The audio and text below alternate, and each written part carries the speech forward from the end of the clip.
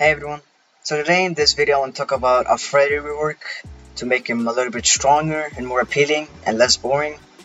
The goal of the video is just, as you know, Freddy is currently one of the weakest killer on the official tier list. He's literally on the bottom, he's behind Trapper, literally in D tier. Right now currently is the weakest killer in the game.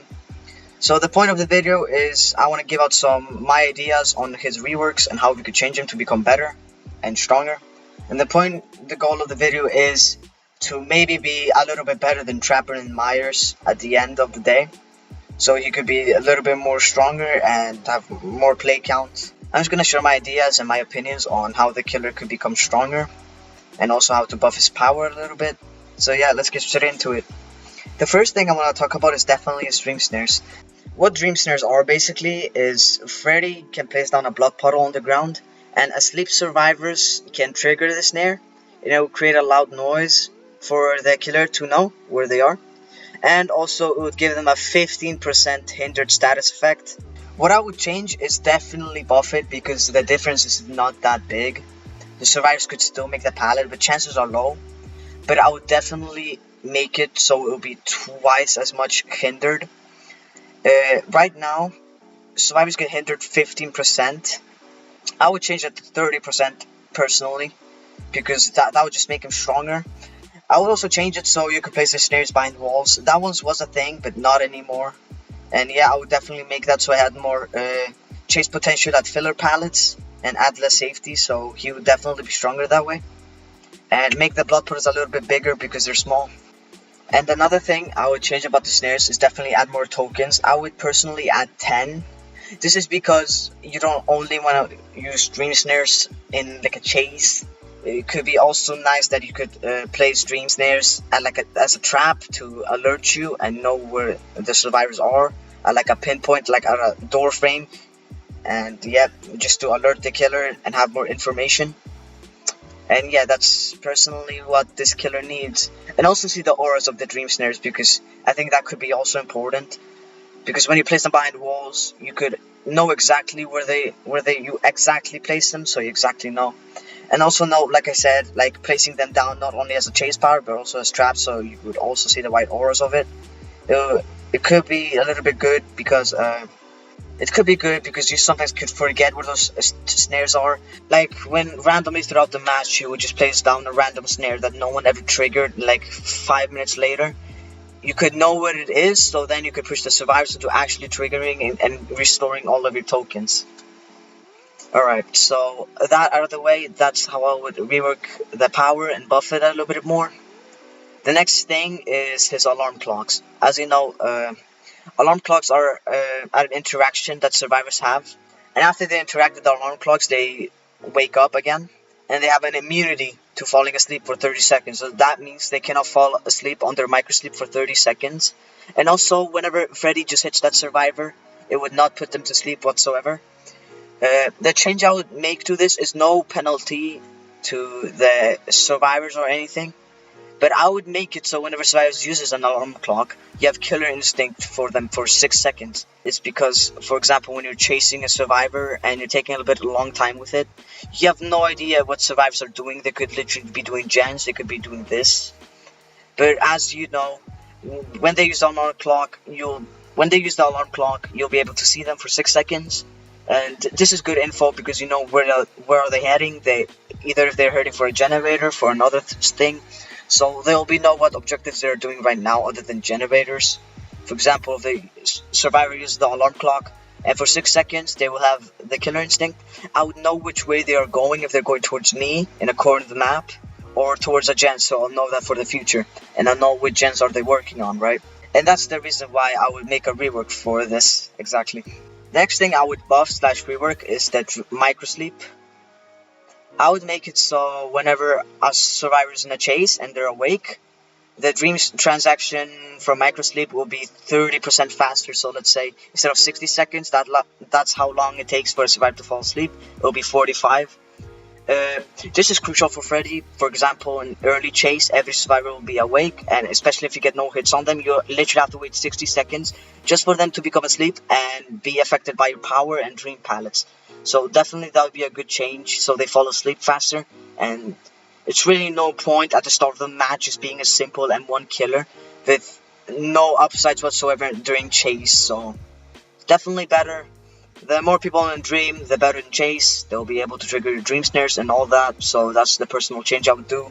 While in the Chase, the micro sleep timer goes 30% faster, and I genuinely think that would be a little bit better for Freddy. So, for example, if you could say, I find a survivor that is 20 seconds away from falling asleep, and when I chase them, I'll wait 20 seconds just for them to trigger my power in some way.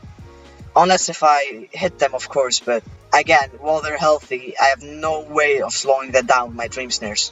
So definitely 30 seconds will make a huge difference, which will be like, what, 13 seconds only?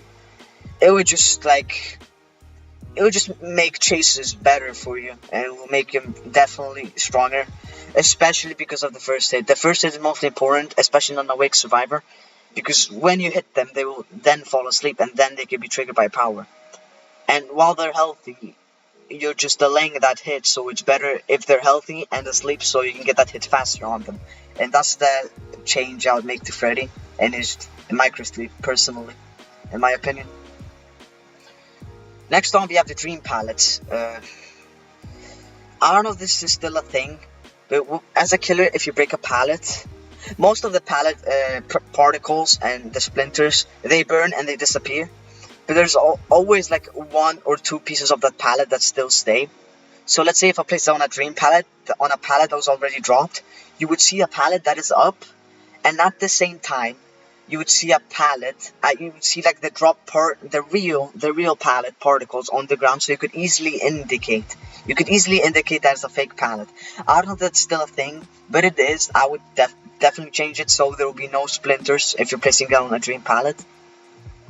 And also, I also changed them, like for example, if there's a healthy survivor that is asleep and they trigger the pallet, they get like 15 to 10% hindered. So when you hit them and they get that speed boost after getting hit, it will be a little bit slower so you can catch up faster. Especially if it's save the best for last, it will be a nice combo you could do while the survivor drops down the pallet and they become hindered, so their speed boost is a little bit more slower than usual. This could be really good with save the best for last, for example. This will definitely make this killer stronger. Of course, if the survivor is asleep and injured and they drop the pallet, then the hindered status effect is not going to do anything because you're going to down them instantly. But if you could say, like for example, as I mentioned earlier with the faster Dream transition, when on Awake Survivors in Chase, they'll be able to be asleep, healthy, and trigger the Dream pallet and make them hindered for like 10%. So you'll be able to catch up faster, and yeah, that'll make Dream pallets significantly better as well. And that's it for the pallets now. The next thing I'm gonna talk about is Dream Projection. The way I would change it is the animation when Freddy is teleporting and like it shows like a bloody Freddy coming out of the ground. I would make it so you could see a white aura of that. For example, far away and teleporting, you could see like an aura of the bloody animation. Because when Freddy is like on the left side of the generator and like he's coming out like in like the animation, that's the way you're gonna face when you spawn there. And that's a crucial thing, because for example, even it happens to me, like whenever I teleport to a generator and I look around and I don't know what's going on, like what, where am I, and I don't know, because it's completely like RNG based, because there are 3 to 4 sides where Freddy can spawn on, being the left side, the right side, and the front side. You will never know what that side is when you're like far away from the generator facing a wall. So I'd make it, you would see a white aura of the bloody Freddy animation coming out, so you know which way are you facing. This is beneficial because when you teleport, you won't know what's happening, like what, where am I? And like you won't get confused. And at the same time, there's this tech where survivors see your bloody aura animation, and they will just crouch under you so you would not notice them. So I'll definitely make it so you know which way you're facing. This is also could have some chase potential, because sometimes, let's say like for example, there's a survivor running towards a generator. You'll be able to teleport to the generator and you know instantly what way you're facing. So when survivor is right next to a gen, you'll know exactly where the survivor is and the way you're facing. So you can cut them off. This is a really funny tech that I like to do with Freddy. And yeah, I would definitely do that, so I'll be able to cut off the survivor by teleporting, and I know which way I'm facing, so I don't lose any momentum or even a millisecond on catching the survivor. And it would make the cutting off survivor with the teleport tech a little bit better, yeah? And also just objectively, like normally, because most of the time when I teleport, I don't know what's going on, I don't know which way I'm going to be facing, so I'll definitely add like a wide aura of the teleport animation, so I just know what way I'm facing when I teleport. And yeah, that's just the change I would do to this dream projection. And that's all. Next thing is definitely add-ons. The add-ons I want to mostly talk about, it's not every single one of them, but I'll be talking about the swing chains, Nancy's masterpiece, Nancy's sketch, and jump rope, most of them. The thing is, with Swing of Chains, what it does right now is, while survivors are in their dream world, the sounds of their footsteps are 50% louder. First of all, you need to be experienced at the game, and like know your sound cues, and like just be smart with the sound cues so you know what way the survivors are going. Because for me, I'm not very experienced at the game, so I don't really like pay attention to sound cues and all that. Like, especially just walking, I don't really pay attention to that. This could be a decent add-on if you're actually good at the game and have like a good headset and know your way around sound cues. But an add-on shouldn't just be dependent on how good you are with the game. Like, this Ring of Chains add-on shouldn't just be like, oh yeah, I'm just good at hearing, so I must use this. For Freddy noobs, this is practically useless. Even my friends that don't main Freddy, like I am, say this is useless, and I agree with them, because you really need to know your way around sound cues, so there's really no point. What I would do with this add-on is definitely make it more unique, because since it's a purple one, and purple add-ons for most killers are more unique than any other add-ons. So Swing of Chains just sounds pretty simple, just makes footsteps louder. It's not unique at all.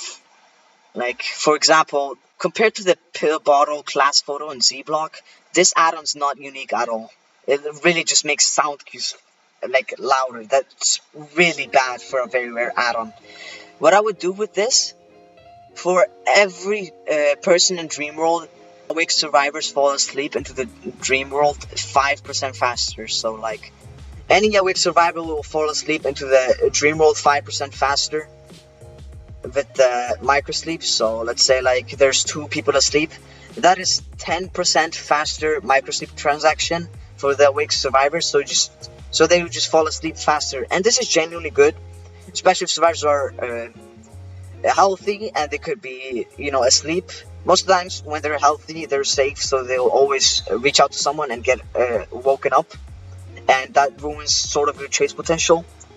But the more people that are in their dream world, the faster the awake survivors will fall asleep. So if there's 3 people asleep, then the awake survivors will fall asleep 15% faster, let's just say that. You could always bump that number up to, 7%, 8%, I don't know. 5 seems kind of okay. But another thing, other than that, I would also make it so, for example, let's say, what can we say here? Make dream projection faster. Let's just say that, like the teleporting faster, like 10% faster as well. Let's just say that. That could be good. Because most thing about epic add-ons, they don't only have one thing, they have 2 things. That's what the pill bottle and the class photo has. It doesn't only have one thing, it has 2 to 3 things that it included. So I would make it for every asleep survivor, you fall asleep like 5 to 10% faster, max like 30 to 50%. And yeah, and the second thing is make the dream projection faster, just teleporting faster.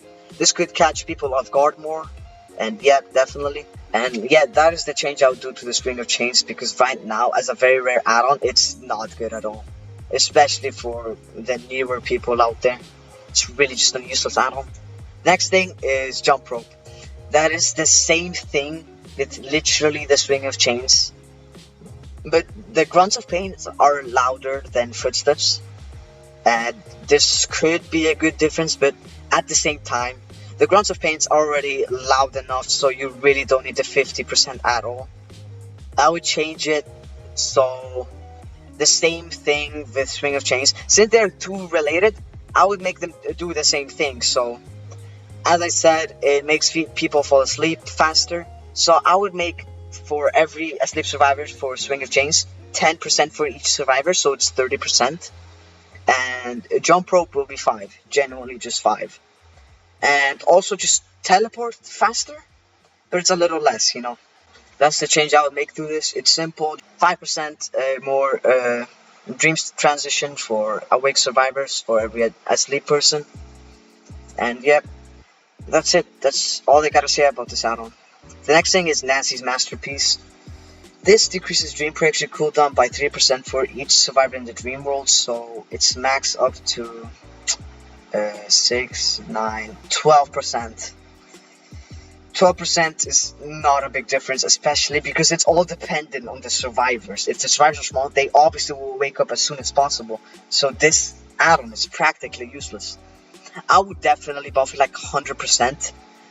Instead of 3, I would literally make it 10% for one survivor, up to 40% faster, because really just 12% is absolutely nothing and it just feels useless. And this will be a nice rare dream add-on because like most Freddy players out there like me only use the very, very rare and the one iridescent paintbrush. Black box is kinda useless, but I have nothing to say about it honestly. Yeah, I would just buff that percentage to 10% because really it just feels useless. That 12% is just so garbage, not even worth running. And yeah, that's the change I would make to this add-on. It will make it way better, honestly. And of course, we have the Nancy Sketch. This also decreases dream prediction cooldown by 2% for each survivor sleeping in a dream world. I would make it a fair 7% for every asleep survivor, so that is up to, it'll be up to 28%, so that's a little bit more than, it's a little bit less than half. And yeah, it'll be pretty balanced for an uncommon one, the rare add-on. This will be a good change. Like I said, 7% for every survivor, max up to 28%. Is a little bit less than half, but that's good for an uncommon add-on, especially that is followed with the rare one. So Nancy's Masterpiece was going to be 40%, and this one is going to be 28%. I think that's fair, really. And yeah. Also, I forgot to mention, I also want to talk about the blue dress and the green dress. Definitely increase the penalties. I would at least make them 8%. Yeah, especially here as well. I'll also make the 8% here. The Survivor's Aura on healing is not really that useful. So I would make it, for this one I would make it 6 seconds. And for this one I would just make it 10. Not 8, because I just wanted to make 10, because a rare add-on like this should be a little bit better. Not twice as better, but like, not always should be like twice as better. Because like right here, yeah, exactly. This add-on only adds a second, so I would make this 6 seconds and I would make this 10. If that makes sense for you guys, I don't know. And yeah, that's pretty much it. Also, I want to talk about the outdoor rope. I would just make it simply so like I mentioned earlier with the new base kit penalty for the dream pallets. Like, for example, if like the asleep survivor drops down the dream pallet, they become like 10% hindered.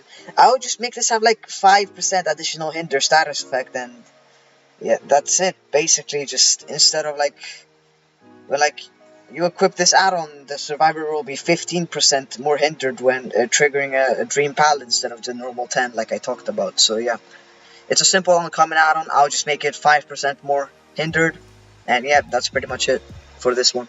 Also, interestingly, I want to talk about the black box, because right now, this is such a poor designed ultra rare add-on, because for most killers, ultra rare add-ons just tamper the killer powers into making it significantly stronger, but with a downside. This just does nothing, bro. This is like the only ultra rare add-on almost in the game, I think, that literally only activates in the end game. It has nothing to do with your power. All it does is if any asleep survivor opens the exit gate, it's blocked for 15 seconds. It has nothing to do with the killer's power other than the asleep mechanic, which is not even the part of his power, it's part of his base kit. The way I would change it to make it fun as heck is, as you know, awake survivors have a limit on how far they can see Freddy. Awake survivors cannot see Freddy further than 32 meters away, and survivors can see him intermittently from 16 meters to 34 meters, which like he phases in and out of reality. Like, For like, let's say like for 2 seconds he appears, and then for another 2 seconds he disappears, like phasing. He's like in and out. And when he's within 60 meters of you, you can finally see him, and he doesn't phase anymore. I would make it so literally awake survivors cannot see him further than 60 meters. This would be a really cool and fun thing to his power. This would be incredibly good for like sneak Freddy builds out there. This would make this add-on very interesting and fun to use. And the thing is, asleep survivors can see him how far as they want, because it's only for awake survivors that they don't see him further than 34 meters. Asleep survivors can see him at all times. So yeah, you'll have to be asleep just to see him further than 60 meters. But for awake survivors, that's a completely different story. And I think this add-on would be way more interesting in that. Another thing I would add, it reduces the amount of snare dream tokens you have by you will only have up to like 3 to 2 snares, and when you place them down they disappear after 60 seconds. And the upside to this would be like the clown, you know, like when survivors trigger the snare, they're afflicted with the hindered status effect by 50%, so they're 50% slower. And yeah, it has a downside, only 2 to 3 snares, but you might be wondering why they would disappear like after some amount of time, like 60 to 30 seconds. It's because, like, for example, what if the survivor doesn't trigger the snare, and then like you place all your 3 snares down and none of them triggered, then you literally just don't have your power. So I will balance it. I'll make them disappear after like 20 seconds. 20 seconds seems fair, actually. Yeah, 20 seconds. I'll make them disappear after 20 seconds. And after this disappear, they will recharge back as a token, so you can just use them in chase. This would be really good. And I think this would be great. But no, actually, instead of 50%, which is a little bit too much, 30 seems fair. So like, ultra rare add-ons are based of like, they have like a cool fun upside, but like a downside as well. Like there isn't like head for the huntress, where she only has like 1 hatchet, but it can one-shot people. That type of fun experience. So it'll be very fun, so you can sneak up on the awake survivors, and you'll be only appear when you are within 60 meters of them, so they'll definitely get jump scared by you. But it comes with a downside of limited snares, but with double the amount of hindered. So yeah, this would make this add-on very interesting and way better. And I think this is a great idea for this add-on. And yeah, this add-on just is not just well designed at all. Like I said, ultra rare add-ons are just based to tamper with the killer's power in some way, make like one-shots or like just something else. But this does literally nothing other than like a mini Blood Warden, that's all. And this add-on's really just boring and useless. So yeah, that's how we changed that add-on, and I honestly think that's a great idea. And yeah, I'm done talking about the add-ons. Let's move on to the next subject. The next thing I would like to talk about is skins for Freddy. I know this has nothing to do with my rework ideas and whatsoever, which is the point of the video, but Freddy needs an uncommon skin that has a sweater without the red and black pattern. He has the red and green one, because actually, as you know, this version of Freddy is based on the 2010 one, and even the 2010 version of Freddy has a red and green one instead of the red and black, so it would be nice to have an uncommon skin like this. And I know licensing is a problem, and like you can't like always get it even if you wanted to, but a red and green sweater would be really nice. And also like a green fedora, referencing one of the Nightmare on Elm Street movies that had the Robert Englund Freddy with the green fedora, I think. And also, I would like one of the scenes in 2010 remake had like the Freddy burning, and he had like a jacket on. And I would like a skin where he has the jacket on, but it's like unzipped, so you could like see the sweater as well. I think that would be like a nice skin, like having like a nice jacket, and like having like the middle unzipped so you can like see the sweater as well. I think that would be nice. You know, if Freddy ever catches a cold, you know, he'll be wearing like a nice jacket. And yeah, and I know everybody says this, but we need Robert Englund Freddy. Yeah, that would be an amazing skin, honestly. And yeah, that's all of the ideas I have for the skins. So the next thing I want to talk about is very interesting because it's a new ability for Freddy. So how it's gonna work? It's simple but not simple. Freddy will charge up. Charge up a meter, like a fast meter, with his power button, and then he can click a button to activate this power. And while he activates it, he quickly lights on fire, and he's able to dash through pallets and windows just like a Wesker Vault. I think that would be a great thing, because when the survivor drops a pallet, you can like charge up your power, activate it, and phase through the just dash through the pallet, and then like simply just attack the survivor. That will be insane chase potential and make this killer even stronger. And even like god windows where like you must vault them to chase the survivor, you can simply just dash and phase through the window, and then like after like a second worth of cooldown you can attack them then. That would be really nice as well. And also breakable walls, you can like phase through the breakable walls, and at the same time after you phase through them they also like just break. This would be a really nice thing, but obviously would like have like a cooldown. So like after you phase, after you like dash, you have like a 0.8 millisecond cooldown where like you can't instantly phase and then attack the survivor. You'll be slowed down a little bit, and then end up like on like most filler pallets, or like most pallets, just catch up to them and attack them before they can vault the pallet and do a loop and vault it again. So yeah, it's been really nice. Also, to make it a little bit more fair, after like while he's phasing with his fire form through like a pallet or a window, he has no collision, so he can just vault it back. It'll be a counterplay, so this killer won't be OP. But if the survivor decides to keep running after they vault the pallet and do a loop around it, you'll be able to catch up and hit them before they vault it again. So it will be balanced that he won't have collision while dashing, so he can vault it back as a counter. But at the same time, smart survivors can abuse this and just use it over and over again. So I'm sorry to every Freddy out there, but you're gonna have to break the pallet. But I guess like normal survivors that would just keep running and looping it again, and try to vault the pallet again by doing a circle around it, you'll end up catching and attacking them. That's the point of the thing. Like let's say onto like the Batham car loop. They drop the pallet on you, you phase through it, and they decide they should make a run for it and keep running around the car loop and try reaching for the pallet again, and you end up catching up to them and attacking them. The point is, on like a car loop like that, to simply just phase through the pallet and make a hit that seemed it would not happen and make it happen, you know? Like, try going in for a hit that would not happen, and just phase it through the pallet so you can actually get that hit. I think it would give him like a nice chase potential power. It would be really good. And yeah, like I said, he holds the power button up, charges it up like a Nemesis whip. He like holds it up, and then you have the button where you use the whip. So like same for Freddy, like you hold like right click, let's say that, and then you click left click and you dash through a window or a pallet like that. That would be really nice. But the charging will take a little bit longer than the Nemesis whip, of course.